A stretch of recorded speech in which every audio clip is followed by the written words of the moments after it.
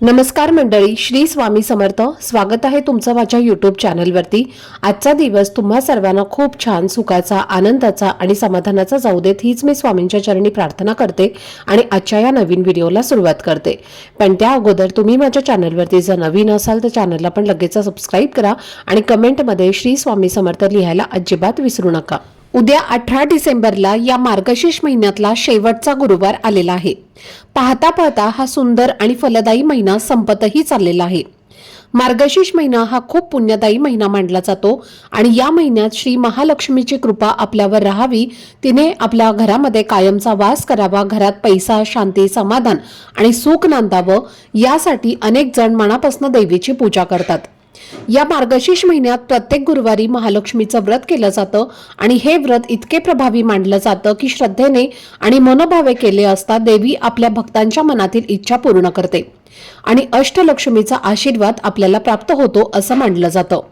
या महिन्यात येणारा प्रत्येक गुरुवार विशेष महत्त्वाचा असतो आणि त्यामुळे प्रत्येक गुरुवारी आपण घरामध्ये महालक्ष्मी व्रताची पूजा मांडतो, विधीपूर्वक पूजा करतो आणि व्रतकथाही वाचतो. पण या सगळ्यात एक महत्त्वाची गोष्ट अशी आहे की प्रत्येक दिवशी एक ठराविक वेळ राहू काळाची असते आणि या वेळेत कोणतंही शुभ कार्य करणं टाळलं जातं. उद्या मार्गशीर्ष महिन्यातील शेवटचा गुरुवार असल्यामुळे या दिवशी तुम्हाला राहुकाळ पाळायचा आहे आणि म्हणूनच या राहू काळाच्या वेळेमध्ये चुकूनही महालक्ष्मी व्रताची पूजा मांडू नये किंवा पूजा करू नये, हे फार महत्त्वाचं आहे. तर उद्या पूजा करण्यासाठी नेमका कोणता वेळ शुभ आहे, कोणत्या वेळेत पूजा करावी, तसेच उद्यापन करताना कोणती काळजी घ्यावी, कोणत्या वेळेत उद्यापन करू नये आणि जर मार्गशीर्ष महिन्यातील 4 गुरुवारांपैकी एखादा गुरुवार तुमच्याकडनं चुकला असेल तर अशा वेळी उद्यापन करावे की नाही, याबद्दलची संपूर्ण माहिती तुमच्यासोबत मी आजच्या व्हिडिओमध्ये शेअर करणार आहे. त्यामुळे व्हिडिओ हा स्किप न करता शेवटपर्यंत नक्की पहा, जेणेकरून तुमच्यापर्यंत योग्य ती माहिती पोहोचेल. आणि तुम्ही माझ्या चॅनलवरती जर नवीन असाल तर चॅनलला पण लगेच सबस्क्राईब करा आणि बेल आयकॉनला पण प्रेस करा, म्हणजे मी जेव्हा कधीही नवीन व्हिडिओज अपलोड करेन त्याचं नोटिफिकेशन सर्वात आधी तुम्हाला मिळेल आणि तुमचा एकही व्हिडिओ हा मिस होणार नाही. मार्गशीर्ष महिना हा आपल्या हिंदू धर्मात खूपच पवित्र आणि महत्त्वाचा मानला जातो, कारण हा महिना भगवान श्रीकृष्ण आणि माता लक्ष्मी यांना समर्पित असतो. आणि या महिन्यात गुरुवाराचे व्रत करणं, कलश स्थापना करणं, तुळशीची आणि भगवान विष्णूंची मनोभावे पूजा केल्याने घरात धन, समृद्धी, सुख आणि शांती नांदते असं मानलं जातं. इतर महिन्यांमध्ये येणाऱ्या गुरुवारांपेक्षा मार्गशीर्ष महिन्यातील गुरुवार हे अधिक शक्तिशाली आणि फलदायी मानले जातात, कारण ज्योतिषशास्त्रानुसार या महिन्यात गुरुवारचं व्रत करून भगवान श्री हरी विष्णू आणि माता लक्ष्मीची पूजा केली तर भक्तांच्या सर्व इच्छा मनोकामना पूर्ण होतात, आर्थिक स्थिती मजबूत होते आणि घरात असलेले वादविवाद, ताणतणाव, क्लेश हळूहळू दूर होतात. जर आपण या मार्गशीर्ष महिन्यात श्रद्धेने आणि मनापासून महालक्ष्मीची पूजा केली आणि गुरुवारचं व्रत पाळलं तर आपल्या जीवनात येणाऱ्या अडचणी, समस्या आणि अडथळे कमी होतात आणि आपल्याला अपेक्षित यश आणि समाधान मिळतं असं मानलं जातं.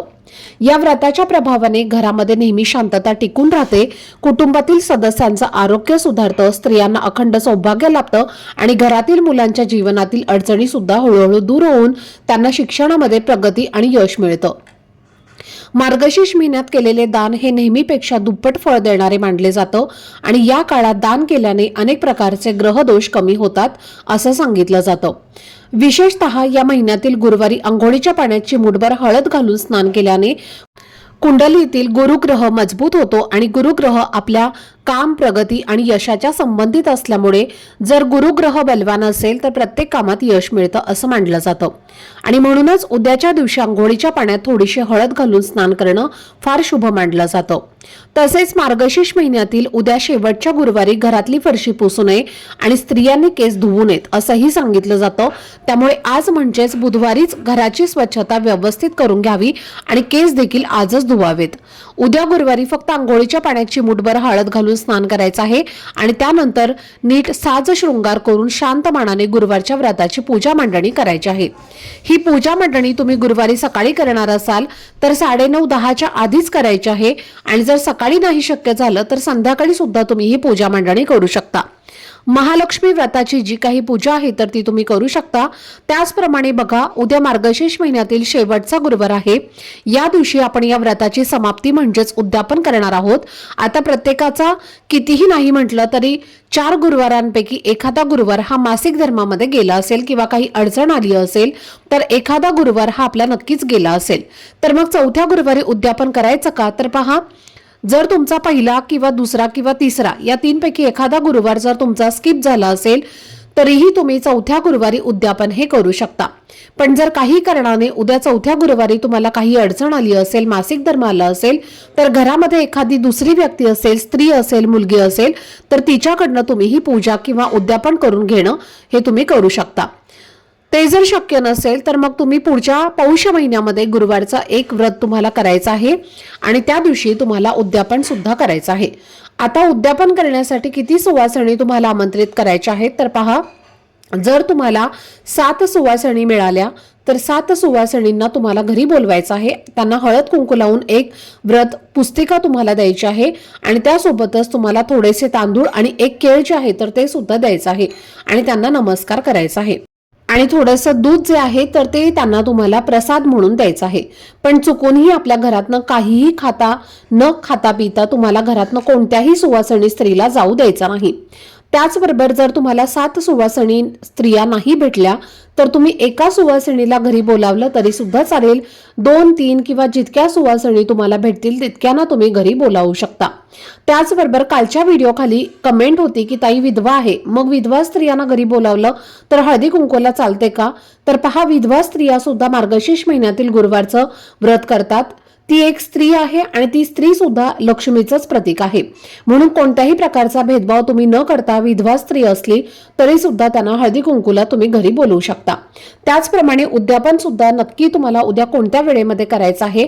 तर पहा, उद्यापन तुम्ही सायंकाळी 6 वाजल्यापासून ते 9:30 वाजेपर्यंत केले तर अतिशय उत्तम राहील, कारण ही जी वेळ असते तर ती आपल्या घरामध्ये लक्ष्मी येण्याची वेळ असते, तिने सांजेची वेळ असते आणि या वेळेला सुवासिनी स्त्रिया आपल्या घरात लक्ष्मी म्हणून येत असतात आणि त्या वेळेमध्ये तुम्हाला जर शक्य झाले तर त्या वेळेमध्येच तुम्ही हळदी कुंकू जे आहे तर ते करण्याचा जास्तीत जास्त प्रयत्न करा। पण जर समजा तुम्हाला या वेळेमध्ये नाही शक्य झालं तर तुम्ही अगदी 3 ते 4 वाजता सुद्धा करू शकता। पण उद्या उद्यापन करण्याचा जो शुभ मुहूर्त आहे तर तो सायंकाळी 6 वाजल्यापासून ते रात्री 9:30 वाजेपर्यंत असणार आहे।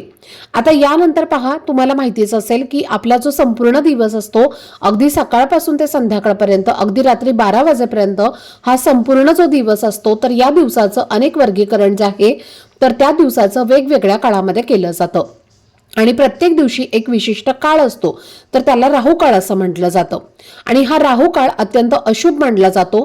तर या राहू काळामध्ये चुकून ही पूजा जी आहे तर ती आपल्याला करायची नसते किंवा मार्गशीर्ष महिन्याच्या गुरुवारची पूजा मांडणी सुद्धा आपल्याला या राहू काळामध्ये करायची नसते, कारण पौराणिक कथेनुसार राहू काळ एक साप आहे जो सूर्याला गिळतो आणि ज्यामुळे ग्रहदोष हा निर्माण होतो।